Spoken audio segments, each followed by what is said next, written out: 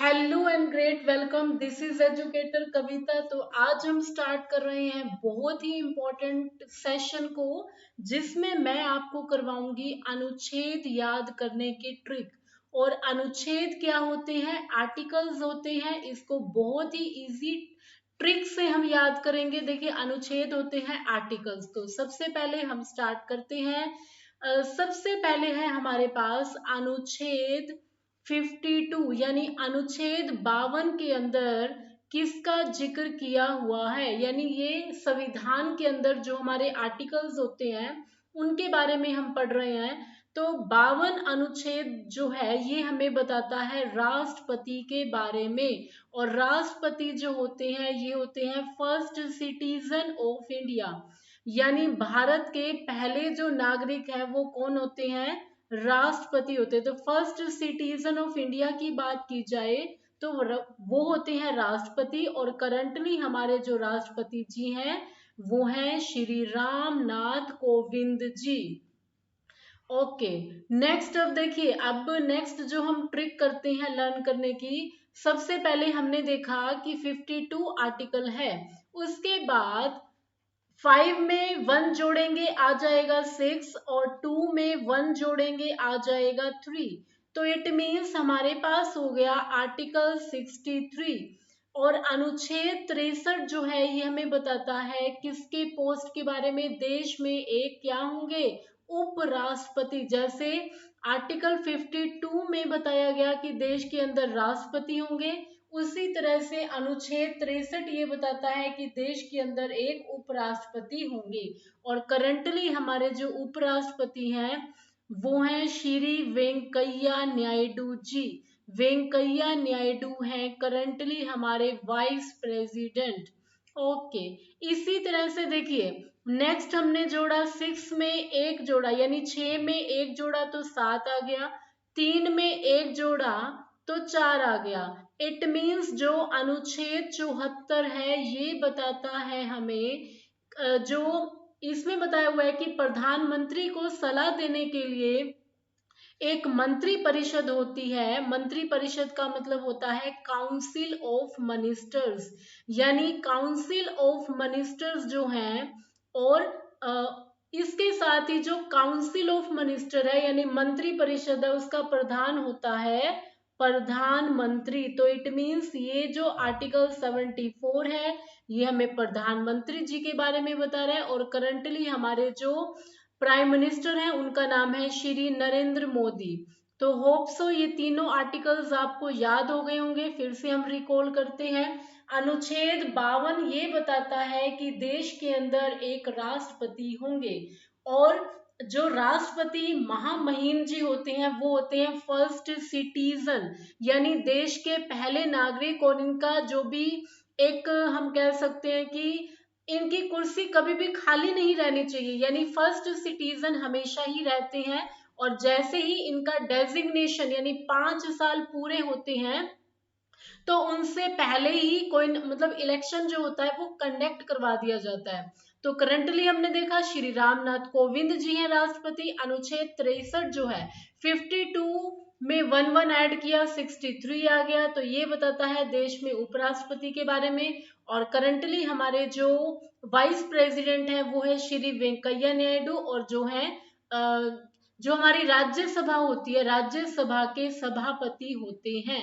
Next हमने देखा अनुच्छेद 74 जो कि बताता है मंत्री परिषद, और मंत्री परिषद को लीड करेंगे प्रधानमंत्री। और हमारे करंटली जो प्राइम मिनिस्टर हैं वो हैं श्री नरेंद्र मोदी जी। उसके बाद देखिए हम नेक्स्ट आर्टिकल की तरफ आगे बढ़ते हैं।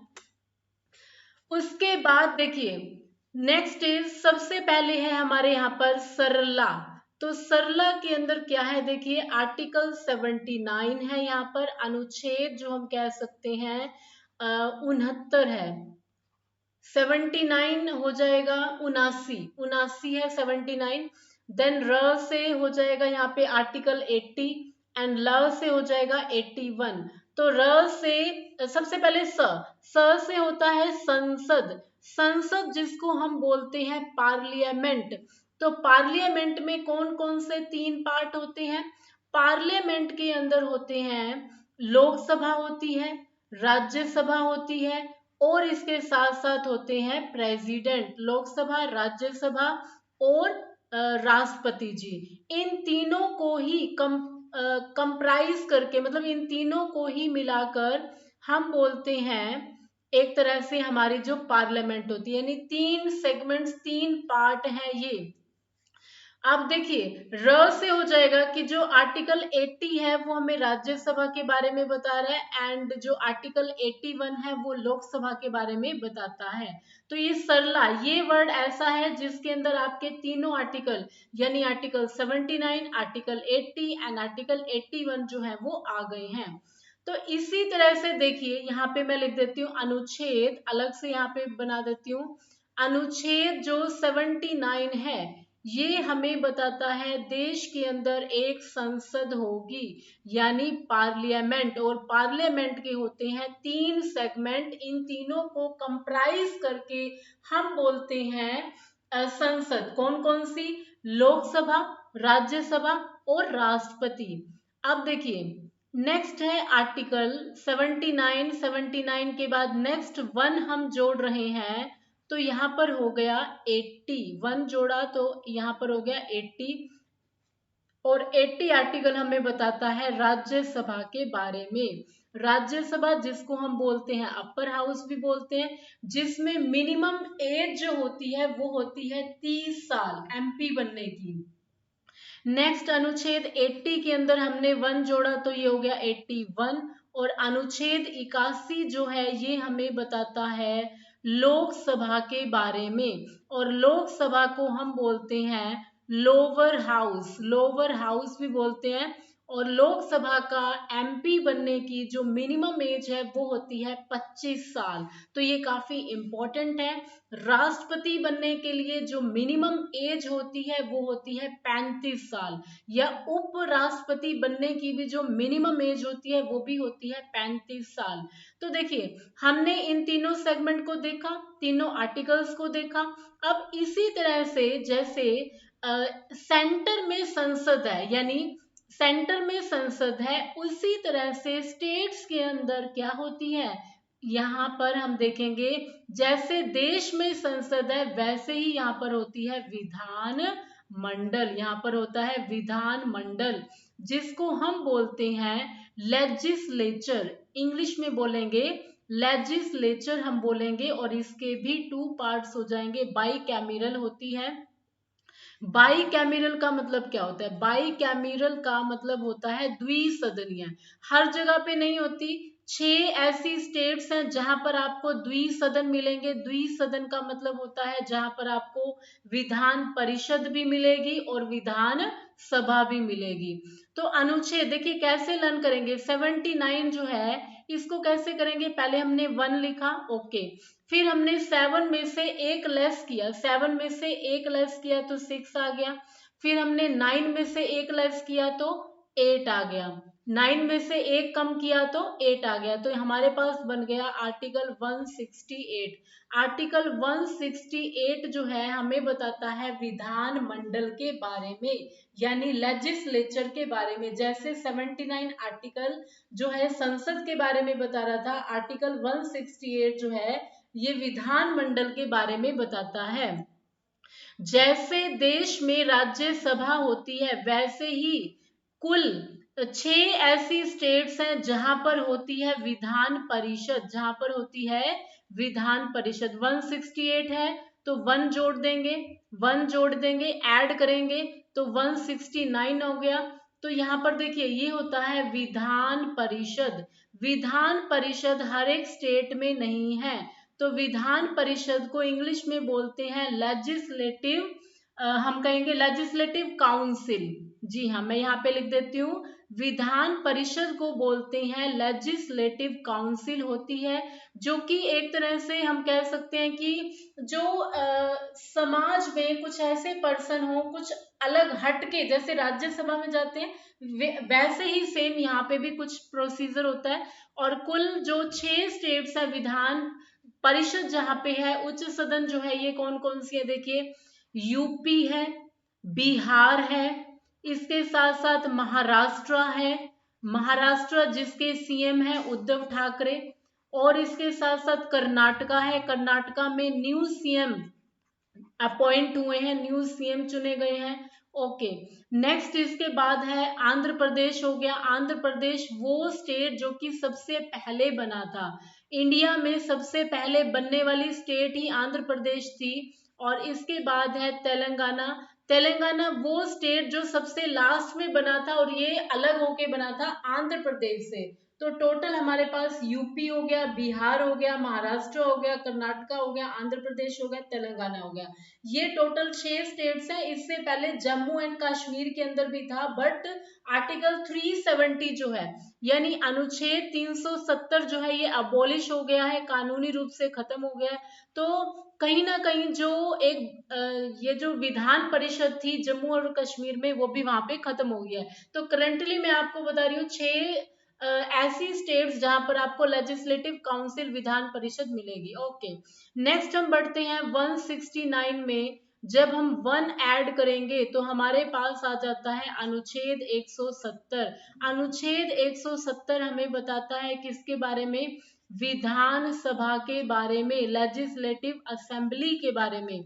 हर एक स्टेट में मिलती है ये लेजिस्लेटिव, हर एक स्टेट में होती है, क्योंकि वहां पे सीएम अपॉइंट होते हैं, सीएम चुने जाते हैं। सीएम एक तरह से सीएम होते हैं वहां पे एक तरह से ओके, कार्यपालिका के लीड करने के लिए। तो होप सो यहाँ पे हमने देखा आर्टिकल 79 को, आर्टिकल 80 को, आर्टिकल 81 को। हमने एक ट्रिक देखी सरला, स से संसद है, र से राज्यसभा है, ल से लोकसभा है। अनुच्छेद 168 देखा, 169 देखा, 170 देखा, और वो 6 स्टेट्स देखी जहां पर आपको विधान परिषद मिलेगी, लेजिस्लेटिव काउंसिल मिलेगी। तो ये भी काफी इंपॉर्टेंट हो जाता है। तो नेक्स्ट हम देखते हैं, नेक्स्ट है हमारे पास आर्टिकल, अगर हम बात करते हैं 52 से ही हम स्टार्ट कर लेते हैं, यानी फर्स्ट सिटीजन ऑफ इंडिया के बारे में बताता है, जो राष्ट्रपति के बारे में। जैसे हमारी कंट्री के अंदर राष्ट्रपति होते हैं, वैसे ही अगर हम स्टेट्स की बात करते हैं तो वहां पर राज्यपाल होते हैं, जो कि संवैधानिक अध्यक्ष भी होते हैं, कॉन्स्टिट्यूशनल हेड भी होते हैं। आपने कभी भी नहीं देखा होगा कि प्रेसिडेंट की या कभी गवर्नर यानी राज्यपाल की कोई भी पॉलिटिकल स्टेटमेंट्स आती हैं, नहीं आती हैं, क्योंकि रीजन बीइंग कि वो एक तरह से कॉन्स्टिट्यूशनल हेड है, ना कि वो पॉलिटिकल पार्टीज को फॉलो कर रहे हैं या उनकी आइडियोलॉजी को, ऐसा नहीं होता है। तो देखिए आर्टिकल 52 राष्ट्रपति जी के बारे में बता रहा है, उसी तरह से अनुच्छेद 153 राज्यपाल के बारे में बता रहा है। किस तरह से याद करेंगे? देखिए, जो राष्ट्रपति हैं वो 101 रुपए का शगुन डालते हैं राज्यपाल को। और अभी हमने देखा टोटल अभी करंटली 8 स्टेट्स के गवर्नर्स जो होते हैं वो कहीं ना कहीं अपॉइंट हुए हैं, वो कहीं ना कहीं एक तरह से हम कह सकते हैं कि उनको यहाँ पे अलग अलग जो है स्टेट्स दी गई हैं। लाइक हरियाणा की बात करें तो हरियाणा के 18वें नंबर के जो गवर्नर अपॉइंट हुए हैं, जिनका नाम है भंडारू दत्तात्रेय, जो पहले हिमाचल प्रदेश के राज्यपाल हुआ करते थे। और करंटली जो 17th नंबर के थे, मतलब प्रीवियसली थे, जिनका नाम था श्री सत्यदेव नारायण आर्य जी, उनको त्रिपुरा में, त्रिपुरा जो कि स्टेट है जिसकी कैपिटल है अगरतला, वहां पे उनको राज्यपाल का पद दिया गया है। यहाँ से इनको एक तरह से त्रिपुरा भेज दिया है।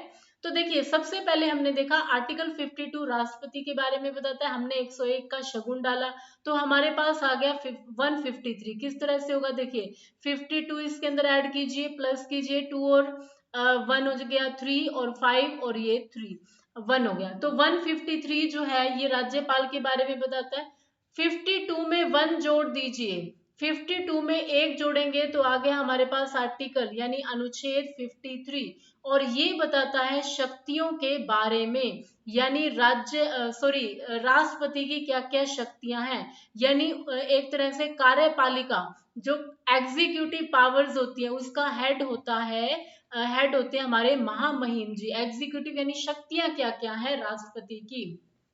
इसके साथ साथ मैं आपको ये भी बताना चाहती हूँ कि जितनी भी हमारी सेंट्रल की यानी सेंटर की जो यूनिवर्सिटीज होती है, सेंट्रल यूनिवर्सिटीज होती हैं, उनके जो चांसलर होते हैं वो भी कौन होते हैं, वो होते हैं राष्ट्रपति। चांसलर होंगे राष्ट्रपति। और अगर आप स्टेट की बात करें, यानी स्टेट में जितनी भी यूनिवर्सिटीज होती हैं, स्टेट में जितने भी विश्वविद्यालय होते हैं, उनके जो चांसलर होते हैं, उनके चांसलर होते हैं राज्यपाल। ये भी डायरेक्ट क्वेश्चन आया हुआ है एग्जाम्स के अंदर, तो ये भी बहुत ज्यादा आपको ध्यान रखना है। वीसी की बात नहीं कर रही हूं मैं वाइस चांसलर नहीं कह रही हूं, मैं चांसलर की बात कर रही हूँ कि जितनी भी स्टेट यूनिवर्सिटीज होती है, जैसे इंदिरा गांधी यूनिवर्सिटी है मीरपुर रेवाड़ी के अंदर, गुरु जमेश्वर यूनिवर्सिटी है हिसार के अंदर, जितनी भी यूनिवर्सिटी जो कि स्टेट के अंदर है, उसके चांसलर की अगर बात करें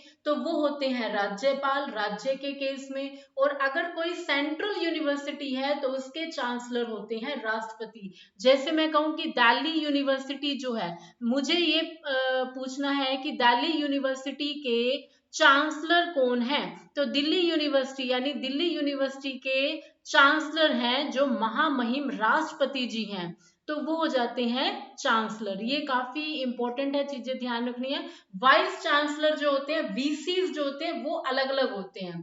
तो यहाँ पे हम ये चीज बहुत ज्यादा इंपॉर्टेंट है। देखिए 53 है, फिर से आप 53 में 101 का शगुन डालिए। जब हमने 53 में 101 का शगुन डाला है तो आ गया आर्टिकल 154, यानी 153 में 1 जोड़ा तो हमारे पास आ गया आर्टिकल यानी अनुच्छेद 153। और अनुच्छेद 154 हमें बताता है किसकी शक्तियां, राज्यपाल की शक्तियां। राज्यपाल की शक्तियों के बारे में हमें पता चलेगा अनुच्छेद 154 के अंदर। तो यहाँ पे काफी इंपॉर्टेंट है। देखिए 101 का शगुन डाला हमने, फिर से यहाँ पर हम देखते हैं 53 के बाद 54 की जब हम बात करते हैं तो अनुच्छेद 54 जो है हमें बताता है निर्वाचन के बारे में। अनुच्छेद जो है 54 हमें बताता है निर्वाचन यानी राष्ट्रपति जी का इलेक्शन कैसे होगा, तो इलेक्शन प्रोसेस के बारे में बता रहे हैं। फिर से इसके अंदर 101 जोड़ेंगे तो हमारे पास आ जाएगा अनुच्छेद 155, यानी 154 के अंदर 1 जोड़ेंगे तो आ जाएगा हमारे पास 155। और ये बताता है नियुक्ति के बारे में। नियुक्ति का मतलब होता है अपॉइंटमेंट, और हमें पता है कि राज्यपाल जो होते हैं इनका कोई इलेक्शन प्रोसेस नहीं होता, इनको अपॉइंट किया जाता है। और अपॉइंट भी कौन करते हैं, प्रेसिडेंट करते हैं। और अगर हम बात करें कि गवर्नर को ओथ कौन दिलाता है, शपथ कौन दिलाता है, तो हाई कोर्ट्स के जजेस जो होते हैं वो इनको शपथ दिलाते हैं। हाई कोर्ट हो गए मतलब जो उच्च न्यायालय होते हैं उसके जो जज होते हैं, चीफ जस्टिस जो होते हैं, चीफ जस्टिस यानी मुख्य न्यायाधीश जो होते हैं, न्यायमूर्ति, उनके द्वारा शपथ दिलाई जाती है जो भी अपॉइंटेड गवर्नर होते हैं उनके द्वारा। लाइक अगर मैं हरियाणा की बात करूं तो हरियाणा में राज्यपाल बंडारू दत्तात्रेय जी अपॉइंट किए गए प्रेसिडेंट श्री रामनाथ कोविंद जी के द्वारा।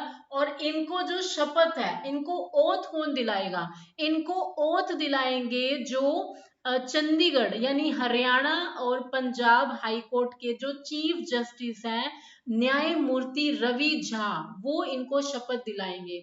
तो ये इंपॉर्टेंट हो जाते हैं। प्रेसिडेंट जो होते हैं वही इनको एक तरह से इनका रिजाइन, मान लीजिए राज्यपाल अगर किसी कारण से अपना जो टेन्योर है वो पूरा नहीं कर पा रहे हैं या कुछ परिस्थितियां ऐसी हो गई हैं, तो अगर उनको अपना एक तरह से त्याग पत्र देना है तो वो किसको देंगे, वो भी प्रेसिडेंट को देंगे, जिन्होंने अपॉइंट किया है उसी को ही देंगे। लेकिन ओथ की जब बात हो रही है, ओथ यानी इनको शपथ दिलाने का काम है वो हाई कोर्ट के चीफ जस्टिस जी के द्वारा किया जाएगा। इनको कोई भी नहीं हटा सकता, इनको एक तरह से हटाने का प्रोसीजर यही है प्रेसिडेंट के द्वारा। और अगर टेन्योर की बात करें, टेन्योर वैसे तो नॉर्मली 5 साल माना गया है, या हम कह सकते हैं कि राष्ट्रपति जी का जो एक तरह से होता है ना कि उनके प्लेजर तक, जब तक वो चाहे तब तक मतलब वो अपनी सेवाएं दे सकते हैं। हमारे कॉन्स्टिट्यूशन के अंदर, हमारे अनुच्छेद जो होते हैं, मतलब हमारे संविधान के अंदर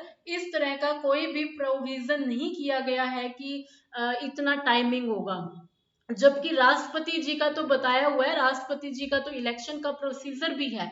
लेकिन अगर हम बात करते हैं राज्यपाल की, जनरली जो उनका एक तरह से टाइमिंग जो होती है, टेन्योर जो होता है, वो नहीं बताया गया है। नॉर्मली हम कंसीडर कर लेते हैं 5 साल का।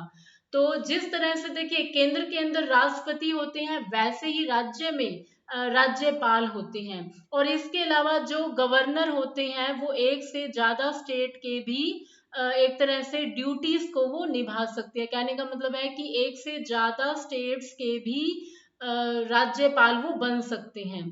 तो अभी हमने देखा 8 जो न्यू गवर्नर्स है वो अपॉइंट हुए। आने वाली वीडियोस में मैं आपको ये ट्रिक से बताऊंगी किस तरह से आप उनके नाम याद कर सकते हैं, जो कि हाईली रिकमेंड मैं करूंगी, एग्जाम के पर्सपेक्टिव से काफी जरूरी है। देखिए जब भी हम किसी राज्य की बात करते हैं, स्टेट की बात करते हैं, तो किसी भी स्टेट के लिए या कोई कंट्री बनानी है, 4 मेजर कंपोनेंट्स होते हैं। वो कौन कौन से हैं आज उनको हम देखते हैं यहाँ पर। देखिए सबसे पहले होती है टेरिटरी। टेरिटरी हम कह सकते हैं कि जिस तरह से एरिया, हम कह सकते हैं कि जमीन होनी चाहिए। फिर हम कह सकते हैं कि जनसंख्या होनी चाहिए, जमीन हो गई यानी लैंड होना चाहिए, एरिया होना चाहिए अगर कोई भी स्टेट या हम कह सकते हैं कोई भी कंट्री बनानी है। इसके अलावा जनसंख्या होनी चाहिए यानी पॉपुलेशन होनी चाहिए। हम कह सकते हैं कि जो भी एरिया है वहां पर रहेंगे कौन, पॉपुलेशन यानी लोग ही रहेंगे, और फिर उनको सिटीजनशिप जो होती है, नागरिकता दी जाएगी। फिर इसके अलावा होता है, हम कह सकते हैं कि वहां पे एक तरह से सरकार होनी चाहिए यानी गवर्नमेंट होनी चाहिए, गवर्न करने के लिए गवर्नमेंट होनी चाहिए, तभी वो चीज लॉ एंड ऑर्डर मेंटेन हो पाएगी। और इसके अलावा संप्रभुता होनी चाहिए यानी उनका कंट्रोल होना चाहिए। ये नहीं है कि कोई भी स्टेट ये कहे कि मैं ये पर्टिकुलर या कोई भी एक स्टेट अलग होना चाहती है किसी कंट्री से, तो ऐसा नहीं होगा। तो वो क्योंकि उसका एक अभिन्न पार्ट हो जाती है। उसी तरह से देखिए अगर कोई स्टेट होती है, तो स्टेट के अंदर यहाँ पर हम देख सकते हैं जैसे होता है विधान मंडल। विधान मंडल होता है, एक होता है विधान, हम कह सकते हैं कि विधान परिषद होती है, जिसको हम कह रहे हैं लेजिस्लेटिव काउंसिल होती है। एक होता है विधान सभा होती है, जिसको हम कहते हैं कि लेजिस्लेटिव असेंबली होती है। और उसी तरह से यहाँ पर होते हैं राज्यपाल। जैसे देश के बात जब हम कर रहे थे तो वहां पर होते थे राष्ट्रपति, और यहाँ पर हो जाते हैं राज्यपाल। नेक्स्ट देखिए, नेक्स्ट हमारे पास जो आर्टिकल है वो है 124।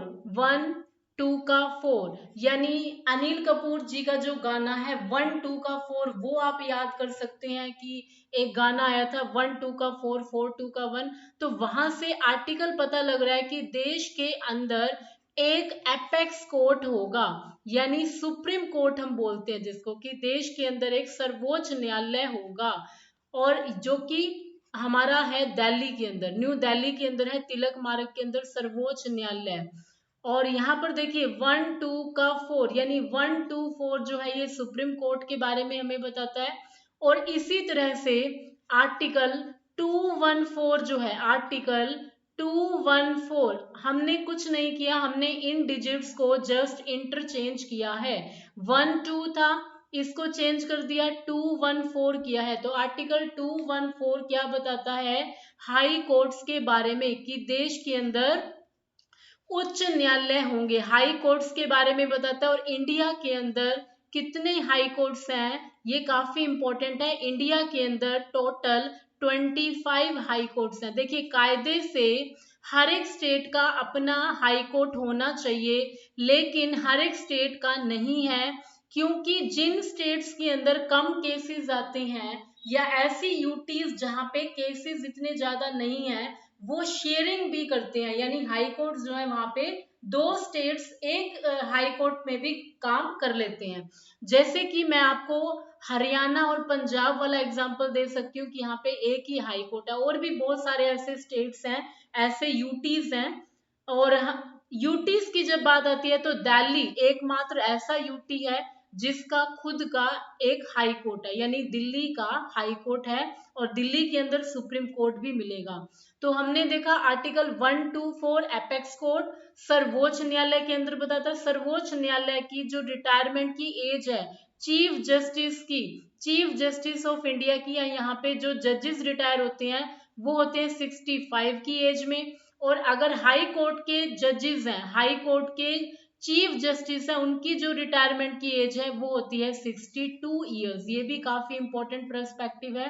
अगर पहला हाई कोर्ट अगर हम देखें, ये 1862 में कोलकाता में एस्टेब्लिश किया गया था, जिसको कलकत्ता भी बोलते हैं, कलकत्ता हाई कोर्ट। आज भी उनके वही पुराने नाम है। देखिए जब हम बात करते हैं इंडिया का, ऐसे मैप बनाते हैं, जस्ट मैं थोड़ा सा रफली वे में बना रही हूँ।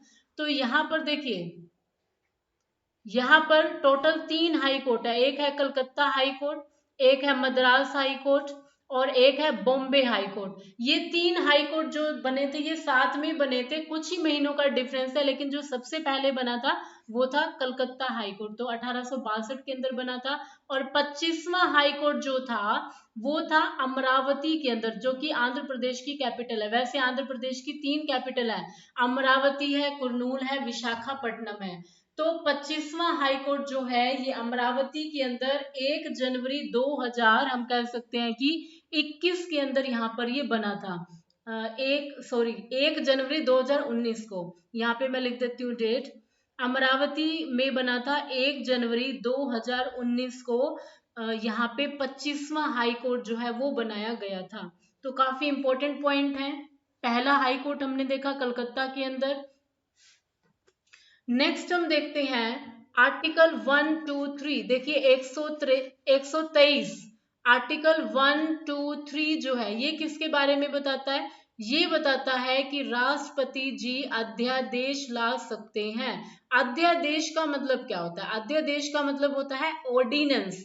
तो ऑर्डिनेंस का मतलब भी क्या होता है? ऑर्डिनेंस का मतलब होता है, मान लीजिए संसद का सत्र नहीं चल रहा है और कोई कानून लाना बहुत ज्यादा जरूरी है, तो उस केस में क्या किया जाता है? उस केस में महामहिम जो होते हैं वो एक तरह से लेके आते हैं अध्यादेश को, जो कि एक कानून होता है जो कि 6 मंथ्स के लिए वैलिड होता है।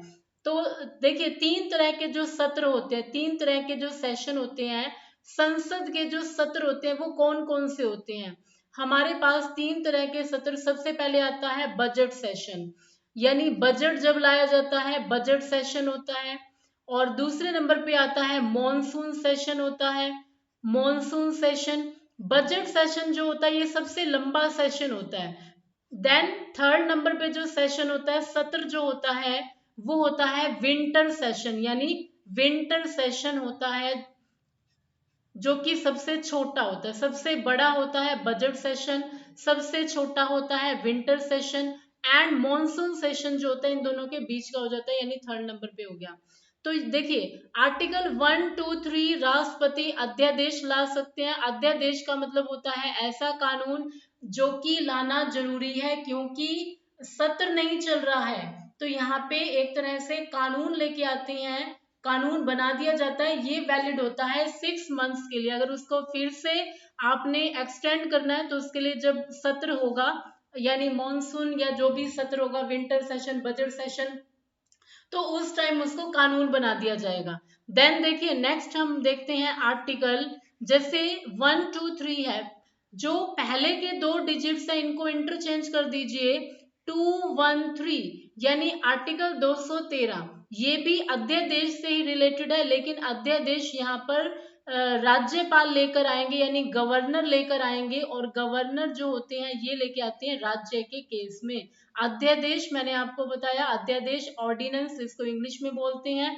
इसका मतलब होता है कि जब सत्र नहीं चल रहा है, राज्यपाल जी की बात करें 213 जो आर्टिकल होता है लेके आते हैं, जो कि अध्यादेश है। जब विधानसभा का सत्र नहीं चल रहा है, कानून लाना जरूरी है, तो उस केस में राज्यपाल अध्यादेश पारित कर सकते हैं। ये पावर इन्हें दी गई है संविधान के अंदर आर्टिकल 213 के तहत। तो होप सो ये वाला भी आर्टिकल क्लियर हो गया होगा। नेक्स्ट देखिए आर्टिकल है 352। ये काफी इंपॉर्टेंट है आर्टिकल, जो कि इमरजेंसी, इमरजेंसी का मतलब होता है आपातकाल से रिलेटेड है।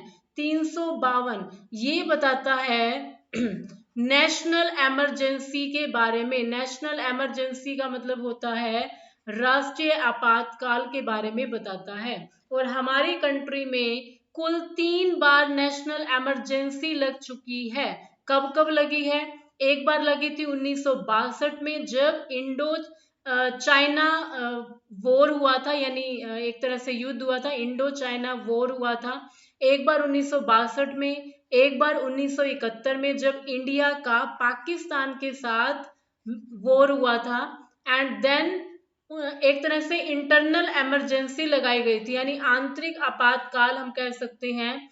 ये लगाई गई थी इंदिरा गांधी जी के द्वारा, जब उन्होंने फखरुद्दीन अली अहमद को फोन करके कहा था इमरजेंसी लगाने के लिए। और ये था 1975 के अंदर। 1975 से 25 जून, एग्जैक्ट डेट की बात करें तो 25 जून 1975 से लेकर 1977 तक इन्होंने इमरजेंसी लगाई थी। ओके, ये हो गई हमारी आर्टिकल 352 नेशनल इमरजेंसी। हम इसको कहेंगे राष्ट्रीय आपातकाल, यानी देश के अंदर जब आपातकाल लगाया जाता है। इमरजेंसी होती ही है आपातकाल, जिसमें क्या होता है कि जो भी सरकारें होती हैं उनका जो पावर होती है वो कम कर देती है। मेन जो होती है सेंटर के हाथ में पावर आ जाती है। नेक्स्ट है आर्टिकल, इसमें 4 जोड़ेंगे 352 में 4 जोड़ने के बाद हमारे पास आएगा आर्टिकल 356।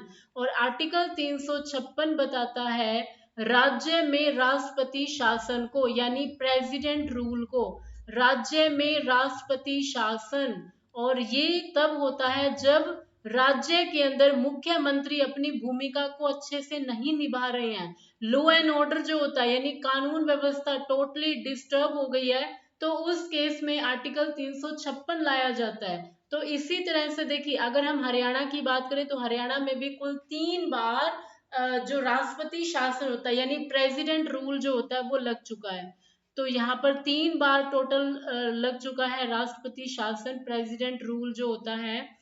ओके, नेक्स्ट 356 में फिर से 4 जोड़ेंगे तो हमारे पास जो आर्टिकल हो जाएगा यहाँ पर 360। आर्टिकल 360, यानी 352, 356, 360। और ये कौन सी इमरजेंसी होती है? ये होती है वित्तीय आपातकाल। वित्तीय का मतलब ये होता है पैसे से रिलेटेड, जिसको हम इंग्लिश में बोलेंगे फाइनेंशियल इमरजेंसी, यानी पैसे से रिलेटेड। और इंडिया एक बहुत ही, हम कह सकते हैं, हमारा गुड लक रहा है कि फाइनेंशियल इमरजेंसी एक बार भी हमारी कंट्री में नहीं लगी है, जो कि बहुत ही गुड लक है। इसके अलावा जो बाकी जो 2 तरह की इमरजेंसी है, चाहे नेशनल इमरजेंसी की बात करें, चाहे अलग अलग स्टेट में इमरजेंसी की बात करें, ये लग चुका है, ये भी लग चुका है। लेकिन वित्तीय आपातकालीन जो है, यानी फाइनेंशियल इमरजेंसी, ये नहीं लगी है। और इमरजेंसी ये जो है ये डिफाइन किया हुआ है भाग 18 के अंदर, यानी पार्ट 18 में। टोटल हमारे जो कॉन्स्टिट्यूशन है उसके 22 पार्ट्स हैं। कई जगह पे आपको 25 भी मिलेंगे, लेकिन इनको 22 ही कंसीडर करते हैं। नंबर में भले ही 25 है, लेकिन टोटल पार्ट्स की बात करें तो ये 22 हैं। तो पार्ट 18 के अंदर हमें आपातकाल के बारे में पता चलता है। नेक्स्ट अगर हम देखते हैं तो देखिए आर्टिकल 108, ये काफी बार इंपॉर्टेंट रहता है। कई बार हम कहते हैं कि कोई भी माला है, इस मंत्र का 108 बार उच्चारण करें।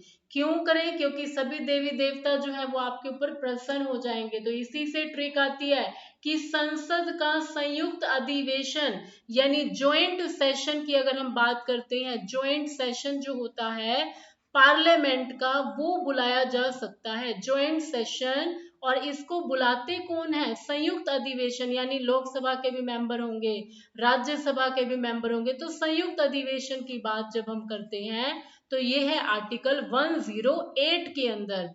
और ज्वाइंट सेशन जो होता है ये महामहिम जी बुला सकते हैं, प्रेसिडेंट जी। और अगर हम बात करें कि ये जो ज्वाइंट सेशन होगा इसको प्रिसाइड ओवर कौन करेगा? जैसे कई बार कोई स्कूल कॉलेजेस में फंक्शन होते हैं तो उसकी अध्यक्षता भी तो की जाती है। अध्यक्षता की बात करेंगे तो संयुक्त अधिवेशन की अध्यक्षता करते हैं जो लोकसभा के स्पीकर होते हैं।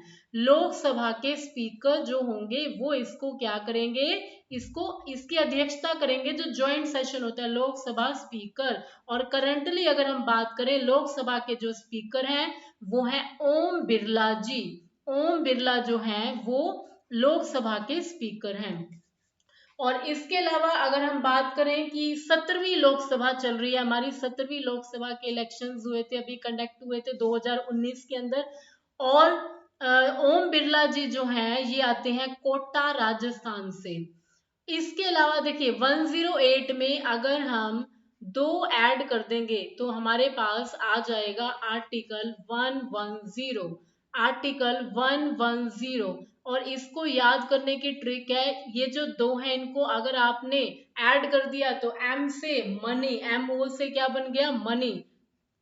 तो अनुच्छेद 110 हमें बताते हैं धन विधेयक के बारे में, यानी मनी बिल के बारे में। कोई भी विधेयक, कोई भी बिल मनी बिल है या नहीं है, ये कौन डिसाइड करता है, ये लोकसभा के जो स्पीकर होते हैं वो बताते हैं कि कौन सा बिल जो होता है वो साधारण विधेयक है या धन विधेयक है, मनी बिल है। तो ये सब डिसाइड किया जाता है लोकसभा स्पीकर के द्वारा। तो मनी बिल के बारे में बताएंगे। और इसके अलावा देखिए मनी बिल के बारे में ये होता है कि मनी बिल जो होता है ये सबसे पहले लोकसभा में लाया जाता है। लोकसभा में अगर ये पारित हो जाता है फिर इसे भेजा जाता है राज्यसभा के अंदर। और राज्यसभा में अगर ये पारित नहीं भी हुआ है, 14 दिन के बाद भी अगर ये पारित नहीं हुआ है, 14 दिन की देरी भी हो गई है राज्यसभा के द्वारा, इसके बाद भी वो अपने आप ही पारित माना जाता है। ये भी काफी इंपॉर्टेंट है। और राष्ट्रपति जी को अपने सिग्नेचर यहाँ पर करने ही पड़ते हैं, क्योंकि वो वहां पे थोड़े से क्या हो जाते हैं, एक तरह से उनको फिर लास्ट में करना ही पड़ता है। उसके बाद नेक्स्ट देखिए आर्टिकल 110 के अंदर फिर से अगर हमने 2 ऐड किया तो हमारे पास आ गया 112, यानी आर्टिकल 112। और आर्टिकल 112 हमें बताता है बजट का जो बिल विधेयक होता है, यानी बजट के बिल विधेयक के बारे में। और एक चीज और यहाँ पे हम ऐड कर सकते हैं कि हमारे कॉन्स्टिट्यूशन, हमारे संविधान के अंदर कहीं पे भी आपको बजट वर्ड नहीं मिलेगा। यहाँ पर है ये एनुअल फाइनेंशियल स्टेटमेंट लिखा हुआ है। एनुअल यानी वित्तीय हो गया, फाइनेंशियल यानी वित्तीय, एनुअल मतलब होता है वार्षिक, फाइनेंशियल होता है वित्तीय, स्टेटमेंट हो जाता है विवरण। तो हमारे जो कॉन्स्टिट्यूशन है वहां पर 112 लिखा हुआ है, एक तरह से एनुअल फाइनेंशियल स्टेटमेंट, यानी बजट का जो बिल विधेयक होता है ये हमेशा रिप्रेजेंट किया जाता है जो फाइनेंस मिनिस्टर होते हैं। फाइनेंस मिनिस्टर का मतलब होता है कि जो वित्त मंत्री होते हैं, और हमारे सेंटर के जो कैबिनेट मिनिस्टर हैं वो है श्रीमती निर्मला सीतारमन जी, जो बजट भी लेकर आई। और इसके साथ साथ अगर हम हरियाणा के फाइनेंस मिनिस्टर की बात करें तो खुद सीएम मनोहर खट्टर जी जो हैं उन्होंने ये वाला पोर्टफोलियो होल्ड किया हुआ है, यानी उनके पास है। इनसे पहले थे कैप्टन अभिमन्यु, जो कि अपना इलेक्शन जो होता है वो अब की बार थोड़ा सा मतलब बचा नहीं पाए। नेक्स्ट अगर हम आगे बढ़ते हैं, देखिए काफी इंपॉर्टेंट आर्टिकल है, अप्रोक्सीमेट हमने काफी सारे आर्टिकल्स जो है वो कवर कर लिए हैं। एक मैं आपको बताना चाहती हूँ, देखिए आर्टिकल 72, यानी इस आर्टिकल के दौरान ये एक ऐसा आर्टिकल है जो कि राष्ट्रपति जी को भगवान का दर्जा एक तरह से देता है। कहने का मतलब है भगवान की तरह एक्ट करते हैं। वो कैसे, राष्ट्रपति जी किसी भी अपराधी की सजा को, यानी कोई भी एक तरह से एक्यूज्ड है कोई भी, तो उसकी सजा को कम कर सकते हैं, उसकी सजा को माफ कर सकते हैं, या उसके सजा के प्रावधान को उसके मतलब बदलाव कर सकते हैं। तो उसी तरह से जैसे आर्टिकल 72 है उसी तरह से देखिए 1 हमने लगाया, 7 में से 1 गया, क्योंकि 1 हमने लिखा यहाँ पे 6 हो गया, फिर से 2 में से 1 गया, 1 हो गया। तो आर्टिकल 161 जो है वो हमें किसके बारे में बताता है, वो बताता है राज्यपाल की शक्तियां, यानी सजा से जुड़ी हुई। कहने का मतलब है राज्यपाल आएगा, सॉरी यहाँ पर यानी गवर्नर जो होते हैं वो भी सजा को कम कर सकते हैं, यानी माफ कर सकते हैं, लेकिन वो मृत्यु दंड यानी किसी को डेथ सेंटेंस मिल गई है तो उसमें कोई भी बदलाव नहीं कर सकते। ये पावर राष्ट्रपति जी के पास में है। और इम्पोर्टेंट देखिए, एक है हमारे पास आर्टिकल 76, आर्टिकल 76 और एक है आर्टिकल 165। ये दोनों आर्टिकल किससे रिलेटेड हैं? आर्टिकल 76 ये बताता है एडवोकेट जो हमारे अटर्नी जनरल होते हैं, अटर्नी जनरल होते हैं महान्यायवादी, जो कि देश का, मान लीजिए सरकार का कोई भी केस होता है या सरकार का जो भी पक्ष होता है, कोर्ट में सरकार के पक्ष को रखने का काम करते हैं। और ये होता है आर्टिकल 76 के अंदर। करंटली हमारे जो अटॉर्नी जनरल हैं वो है के वेणुगोपाल। के वेणुगोपाल जो है वो अटॉर्नी जनरल है। क्या क्या योग्यताएं होनी चाहिए? जो चीफ जस्टिस होते हैं सुप्रीम कोर्ट के, उनके बराबर इनकी एक तरह से एलिजिबिलिटी होती है। चीफ जस्टिस होते हैं जो सुप्रीम कोर्ट के, उनके सेम वैसी ही इनके पास क्या होती हैं, एक तरह से हम कह सकते हैं कि वही इनके पास एलिजिबिलिटी होती है, यानी योग्यताएं होती हैं। के वेणुगोपाल जो है ये करंटली हमारे अटॉर्नी जनरल हैं। अटॉर्नी जनरल होते हैं महान्यायवादी। महान्यायवादी का मतलब होता है कि सरकार के, हम कह सकते हैं कि जो भी सरकार का पक्ष होता है कोर्ट में रखने का, तो वो कौन करता है? अटॉर्नी जनरल करता है। और आर्टिकल 76 असाइन किया गया है। अटॉर्नी जनरल को हेल्प करने के लिए यहाँ पर होते हैं सॉलिसिटर जनरल। सॉलिसिटर जनरल की अगर हम बात करें तो ये हैं तुषार मेहता। लेकिन सॉलिसिटर जो है, सॉलिसिटर जनरल का कोई भी एक तरह से यहाँ पे जिक्र नहीं किया गया, मेंशन नहीं किया गया है संविधान के अंदर, लेकिन अटॉर्नी जनरल का किया गया। ये यूनियन जो हमारी एक तरह से होता है ना, यूनियन गवर्नमेंट की जब बात आती है तब भी उसके अंदर अटॉर्नी जनरल को इंक्लूड किया जाता है, महान्यायवादी। और इसके अलावा जो आर्टिकल 165 होता है वो क्या होता है? वो होता है एडवोकेट जनरल से। एडवोकेट जनरल का मतलब क्या होता है? एडवोकेट जनरल होता है महाधिवक्ता। मीन्स जैसे सेंटर में सरकार थी, सेंटर में यूनियन गवर्नमेंट होती, सेंटर में सरकार होती है, वैसे ही स्टेट्स के अंदर भी तो सरकारें होती हैं। तो महाधिवक्ता क्या होते हैं? स्टेट के हम कह सकते हैं कि लॉ ऑफिसर होते हैं।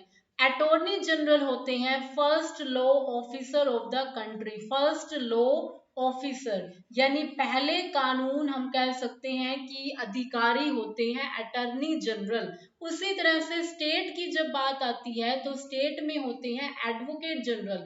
एडवोकेट जनरल सरकार का पक्ष कोर्ट में रखने का काम करते हैं। अगर मान लीजिए सरकार के ऊपर किसी ने PIL लगा दिया, PIL होती है पब्लिक इंटरेस्ट लिटिगेशन, यानी सरकार के ऊपर किसी ने कोई, हम कहें कि केस डाल दिया, या हम कह सकते हैं कि कई बार कुछ इस तरह के केसेस डाल दिए जाते हैं जिसमें सरकार के पक्ष को रखना होता है कोर्ट में। तो उसमें कौन आगे आता है? तो उसमें सरकार के पक्ष को रखते हैं एडवोकेट जनरल, अगर स्टेट की बात है। अगर यूनियन, अगर सेंटर की बात है तो उस केस में अटॉर्नी जनरल आएंगे। और अगर हम करंटली बात करें तो वो है बलवंत सिंह, बलवंत राय जो हैं, बलवंत महाजन जो हैं, वो एडवोकेट जनरल हैं हरियाणा के। ये चीज इंपॉर्टेंट है, हर एक स्टेट के अपने अपने होते हैं। और ये होते हैं स्टेट के फर्स्ट लॉ ऑफिसर। बलवंत राय महाजन जो हैं वो करंटली हमारे एडवोकेट जनरल हैं। PIL की फुल फॉर्म होती है पब्लिक इंटरेस्ट लिटिगेशन। मैं लिख देती हूँ इसकी full form, public interest, public interest litigation, public interest litigation बोलते हैं। हिंदी में बोलते हैं जनहित याचिका, इसे बोला जाता है पब्लिक इंटरेस्ट लिटिगेशन। हिंदी में बोलते हैं जनहित याचिका। जनहित याचिका जो होती है, अगर कोई लगाता है तो उसमें सरकार का पक्ष रखने का काम किया जाता है। तो होप सो आपको ये वीडियो अच्छा लगा होगा। अगर आप चैनल पे न्यू हैं तो please don't forget to like, share and subscribe the channel. तो थैंक यू सो मच। जय हिंद, जय भारत।